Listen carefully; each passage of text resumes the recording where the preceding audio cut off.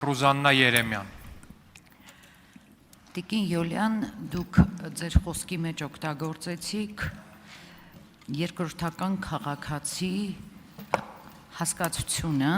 որ ինձ համար անկեղծ ասած անհասկանալի է։ Քաղաքական գործիչն ասում է, որ մեզ համար երկրորդական քաղաքացիներ չեն լինելու։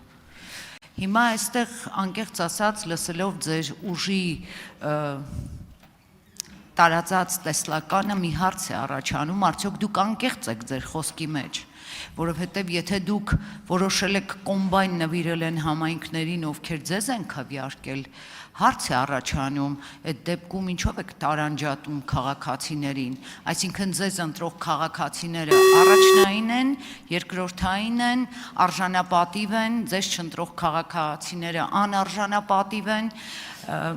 ես խնդրում եմ, սկզբում անկեղծ ասած քիչ էր մնում հավատայի ձեր անկեղծությանը, բայց այդ երկրորդական քաղաքացին ինձ մտահոգություններ տվեց, խնդրում եմ խոսեք այդ մասին։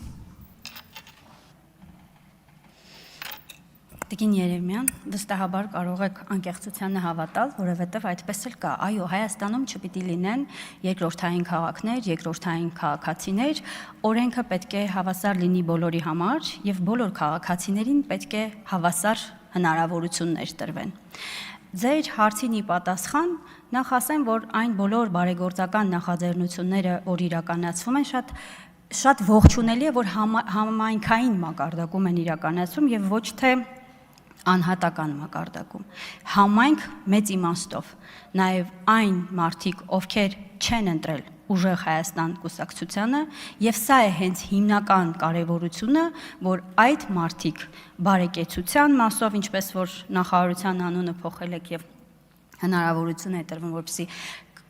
գյուղում ապրող մարդը, քաղաքում ապրող մարդը օգտվի այդ ծրագրերից, դա շատ ողջունելի է։ Եվ դուք էլ պիտի նորից եմ ասում ուրախ լինեք, որ այդ հնարավորություններից օգտվում է ամբողջ համայնքը եւ որևէ տարանջատում չկա այդ իմաստով։ Հետևաբար այդ հնարավորությունը հավասար է ամբողջ համայնքի համար։ Եվ այո, սա եւս մեկ անգամ խոսում է այն մասին, որ մենք չենք տարանջատում։ Օրինակ, ձեր պարագայում բազմաթիվ դեպքեր կան, երբ որ մարդիկ ազատվում են աշխատանքից, նույն դպրոցներից, դուք այդ ոլորտն եք ներկայացրել ժամանակին, դրա մասին եմ խոսում, քանի ուսուցիչ է, բազմաթիվ ձայնագրություններ կան, բազմաթիվ տեսագրություններ կան։ Իհարկե իրավապահ համակարգը դրա հետևից չի գնալու, ոչ մեկ այդ մասին չի էլ հիշելու։ Այսա անհավասար մոտեցում է, երբ որ քաղաքական հայացքների համար մանկավարժին, որը նաև հասարակության էլիտան է ձևավորում, կարող են աշխատանքից ազատել։ Բայց երբ որ բարեգործական նպատակներով կամ առհասարակ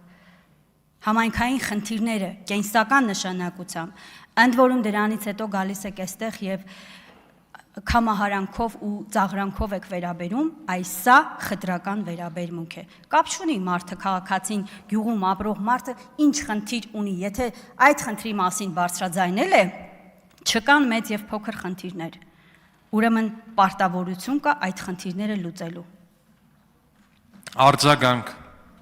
Տիկին Յոլյան, ես կարծում եմ դուք այստեղ խոսում եք հավասար հնարավորություններից, ոչ խտրական վերաբերմունքից, բայց անկեղծ ասած կրկին չեմ հավատում ձեր անկեղծությանը, որովհետև երեք երկրի թիվ 1 ամբիոնը ձեր գործընկերը օգտագործեց նզովելու մի ամբողջ շերտ հասարակության։ Դուք չդատապարտեցիք դա։ Դուք ձեր հանրային խոսքում այսօր այստեղ չասացիք, որ դուք դա դատապարտում եք եւ դա անթույլատրելի է։ Հիմա դուք եկել եք խոսում եք ոչ խտրական վերաբերմունքից։ Այսինքն բոլոր այն մարդիկ, ովքեր չեն կիսում ձեր գաղափարները, նրանք նզովյալներ են։ Ես չգիտեի, որ անեծքը քաղաքական խոսքի մի մաս է եւ դուք դա ողջունում եք։ Շնորհակալ եմ։ Տիկին Երեմյան, ես բազմիցս առիթներ ունեցել եմ խոսելու ատելության խոսքի մասին, որովհետև դա Հայաստանի Հանրապետության հիմնական թշնամիներից մեկն է, երբ որ ատելության խոսքով Հայաստանը տանում են պառակտման ճանապարհով։ Մինչև իմ գործընկերուհուն անդրադառնալը այս ամբիոնից երեք Նիկոլ Փաշինյանը նույն բառամթերքով խոսում էր։ Եվ այո, ես դեմ եմ, որ Հայաստանի Հանրապետության թիվ 1 ամբիոնը օգտագործվի ատելության խոսք տարածելով, որովհետև այդ խոսքը, երբ որ ես պատահական չի, երբ որ իմ հարցադրումների ժամանակ բավականին շատ եմ խոսել այդ մասին, խոսել եմ քաղաքական գործի կեցվածքի մասին, որովհետև այս ամբիոնը չպետք է օգտագործվի ատելության խոսք, հայհոյանք, լուտանք տարածելու համար։ Այդ խոսքը մտնում է դպրոց, այդ խոսքը մտնում է զինված ուժեր եւ մենք տեսնում ենք, թե այդ ատելության խոսքը, պարակտիչ խոսքը որտեղ է մեզ հասցնում։ Հավանիր տեսանյութը եւ բաժանորդագրվիր նորությունները բաց չթողնելու համար։